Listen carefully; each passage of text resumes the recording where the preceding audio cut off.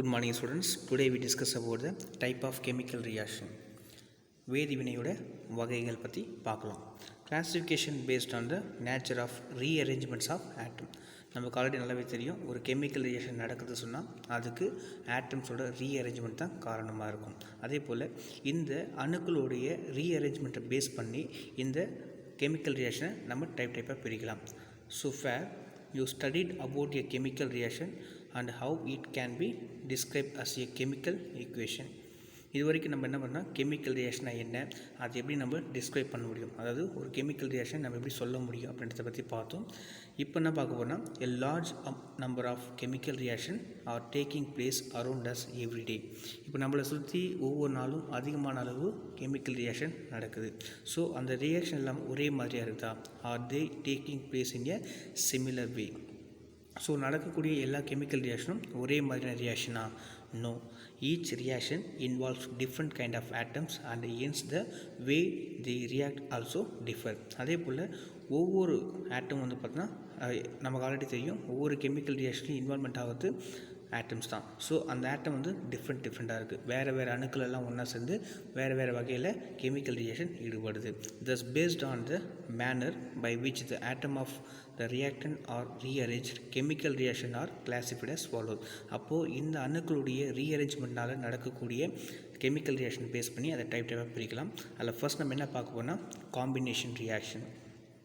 Combination reaction அப்படின்னா கூடுகை வினை அப்படின்னா சேர்க்கை வினை அப்படின்னு சொல்லிட்டு சொல்லுவாங்க தமிழில். A combination reaction is a reaction in which two or more reactant combine to form a compound.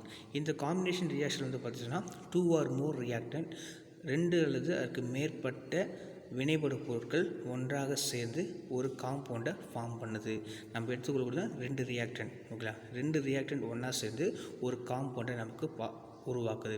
அது வினைபடு பொருட்கள் ரெண்டு அளவுக்கு மேற்பட்டு ஒன்றாக சேர்ந்து நமக்கு ஒரு சேர்மத்தை கொடுக்குது. It is otherwise called synthesis reaction.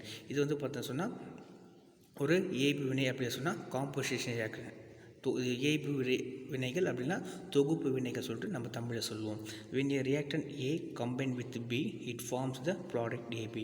இப்போது A அப்படின்ற ஒரு ரியாக்டன்ட் B அப்படின்ற ஒரு இன்னொரு ரியாக்டண்ட்டை கூட ரெண்டு ஒன்றா சேர்ந்து AB அப்படின்ற ஒரு ப்ராடக்டை நமக்கு கொடுக்குது. ஸோ ஜென்ரலாக ஒரு கெமிக்கல் ரியாக்ஷன் நடக்கும்போது அதை எப்படி சொல்லலாம், the general scheme of a combination reaction is given below. கீழே பார்த்தீங்கன்னா A + B gives A + B. Okay, ரெண்டு ஒன்றா சேர்ந்து A + B ரெண்டு ஒன்றா சேர்ந்து AB அப்படின்ற ஒரு ப்ராடக்டை கொடுக்குது. ஸோ இதில் ஏன்றது ஒரு ரியாக்டன்ட், பின்றது ஒரு ரியாக்டன்ட். ஸோ இந்த ரெண்டு ரியாக்டன்ட் ஒன்றா சேர்ந்து நமக்கு ஏபி அப்படின்ற ப்ராடக்டை கொடுக்குது. இதுதான் வந்து பார்த்தா combination reaction.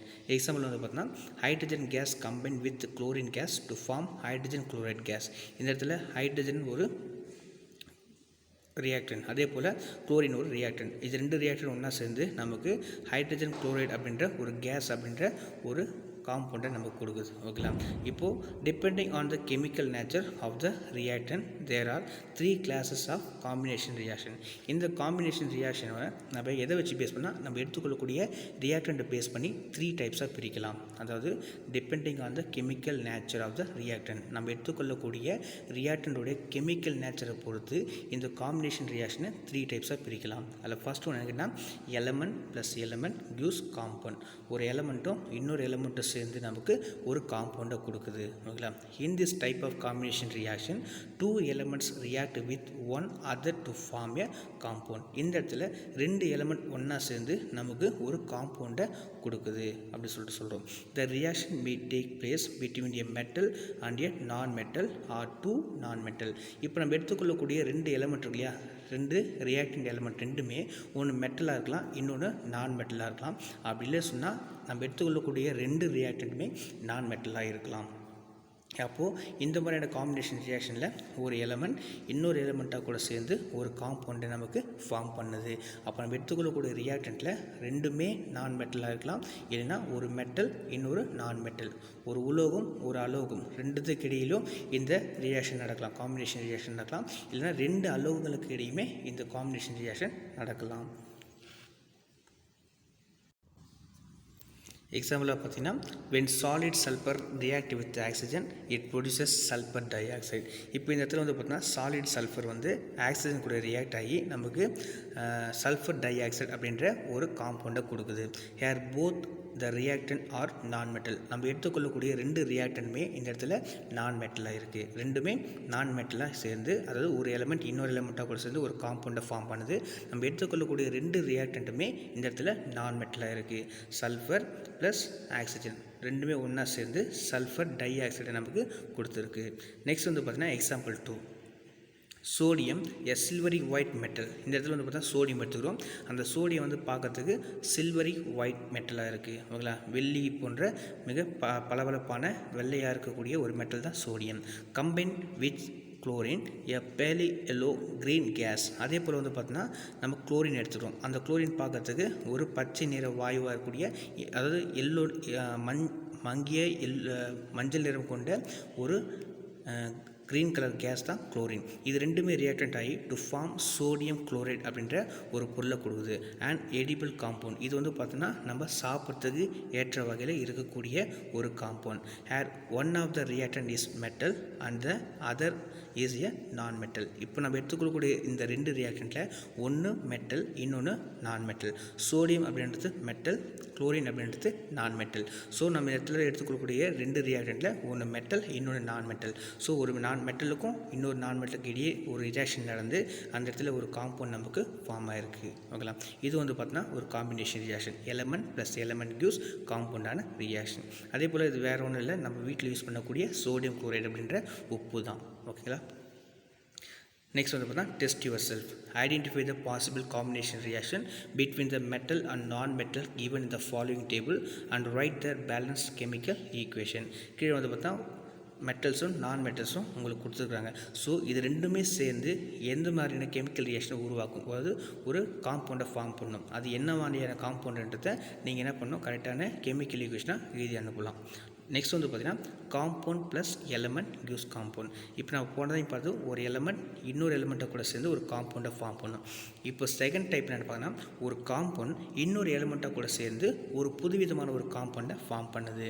In this case a compound react with an element to form a new compound. இந்த இடத்துல ஒரு காம்பவுண்டே என்ன பண்ணுது, ஒரு எலமெண்ட் கூட ரியாக்டில் ஈடுபட்டு ஒரு காம்பவுண்டு, ஒரு புது காம்பவுண்டை நமக்கு கொடுக்குது. For instance phosphorus trichloride react with chlorine gas and form phosphorus pentachloride. இந்த இடத்துல வந்து பார்த்தீங்கன்னா ஒரு PCl3 + Cl2 gives PCl5. இந்த இடத்துல பாஸ்பரஸ் ட்ரைக்ளோரைட், ஓகேங்களா, அதான் PCl3 சொல்கிறோம். பாஸ்பரஸ் ட்ரைக்ளோரைட் என்ன பண்ணால் குளோரின் கேஸ் கூட ரியாக்ட் பண்ணி நமக்கு பாஸ்பரஸ் பென்டாக்ளோரைட் அப்படின்ற ஒரு புது காம்பவுண்டை கொடுக்குது. இது PCl3ன்றது ஆல்ரெடி ஒரு காம்பவுண்ட், அதே போல் குளோரின்றது ஒரு எலமெண்ட். இப்போது இந்த காம்பவுண்ட் இந்த குளோரின் அப்படின்ற கூட எலமெண்ட்டை கூட கம்பைன் ஆகி நமக்கு PCl5 அப்படின்ற நியூ காம்பவுண்டை கொடுத்துருக்கு. ஸோ இது compound plus element gives compound reaction. இதுவும் ஒரு வகையான காம்பினேஷன் ரியாக்ஷன் தான். நெக்ஸ்ட் வந்து பார்த்திங்கன்னா compound plus compound gives compound. இந்த இடத்துல ஒரு காம்பவுண்ட் இன்னொரு காம்பவுண்டை கூட சேர்ந்து நமக்கு ஒரு புது காம்பவுண்டை கொடுக்குது. ஓகேங்களா, சேர்மம் ஒரு இன்னொரு சேர்மத்தை கூட சேர்ந்து நமக்கு புது வகையான சேர்மத்தை கொடுக்குது. It is a reaction between two compound to form a new compound. இந்த இடத்துல ரெண்டு காம்பவுண்ட் ஒன்றா சேர்ந்து ஒரு புது காம்பவுண்டை கொடுத்துருக்கு. இந்த following reaction silicon di oxide reacts with calcium oxide to form calcium silicate. இந்த இடத்துல வந்து பார்த்தீங்கன்னா சிலிக்கான் டை ஆக்சைடு வந்து கால்சியம் ஆக்சைடு கூட சேர்ந்து நமக்கு கால்சியம் சிலிக்கேட்டை கொடுத்துருக்கு. ஓகேங்களா, SiO2ன்றது ஆல்ரெடி ஒரு காம்பவுண்ட், சிலிக்கான் ஆக்சைடு அப்படின்றது சிலிக்கான் டை ஆக்சைடு அப்படின்றது ஒரு காம்பவுண்ட், ப்ளஸ் கால்சியம் ஆக்சைடு அப்படின்றதும் ஒரு காம்பவுண்ட். இப்போ ரெண்டு காம்பவுண்டு சேர்ந்து நமக்கு கால்சியம் சிலிக்கேட் அப்படின்ற நியூ காம்பவுண்டை ஃபார்ம் பண்ணியிருக்கு. ஓகேங்களா, most of the combination reaction are exothermic in nature. பொதுவாக காம்பினேஷன் ரியாக்ஷன் நடக்கும்போது அது வந்து பார்த்தீங்கன்னா எக்ஸோதெர்மிக் இன் நேச்சர். ஓகே, வெப்ப உமிழ்வினைகளாகவே நடக்கும். இயற்கையாக நடக்கக்கூடிய எல்லா விதமான ரியாக்ஷன் காம்பினேஷன் ரியாக்ஷன் எல்லாமே அப்படின்னா எக்ஸோதெர்மிக் அப்படின்னு சொல்லிட்டு இருக்குது, அதாவது எக்ஸோதெர்மிக்காக இருக்கலாம். Because they involve the formation of new bonds which release the huge amount of energy in the form of heat. இது ஏன் நடக்குது அப்படின்னு சொன்னால் they involve the formation of new bond. அப்போ அந்த கெமிக்கல் காம்பினேஷன் ரியாக்ஷன் நடக்கும்போது அந்த இடத்துல நியூ பாண்ட் புதிய பிணைப்பு உருவாகிறதுனால அந்த இடத்துல அதிகமான அளவு ஆற்றல் வெப்பமாக வெளியிடப்படுது அப்படின்னு சொல்கிறோம். ஏன்னா ஒரு காம்பினேஷன் ரியாக்ஷன் ஒரு எலமெண்ட்டோ இன்னொரு எலமெண்ட்டோ சேர்ந்து காம்பவுண்டு கொடுக்கும். அப்படின்னா ஒரு காம்பவுண்டு ஒரு எலமெண்ட்டை கூட சேர்ந்தோ இல்லை ஒரு காம்பவுண்டு இன்னொரு காம்பவுண்டு சேர்ந்து புதுசாக ஒரு காம்பவுண்டு உருவாக்கும். அப்படி உருவாக்கும் போது அந்த இடத்துல நியூ காம்பவுண்ட், அதாவது நியூ பாண்ட் ஃபார்ம் ஆகுது. அதாவது புதிய பிணைப்பு உருவாகும் போது அந்த இடத்துல அதிகமான அளவு எனர்ஜி வெளியிடுது. அந்த எனர்ஜி வெப்ப ஆற்றலாக வெளியில் போகுது. அதனால தான் அதில் எக்ஸோதெர்மிக் இன் நேச்சர் அப்படி சொல்லிட்டு சொல்கிறோம்.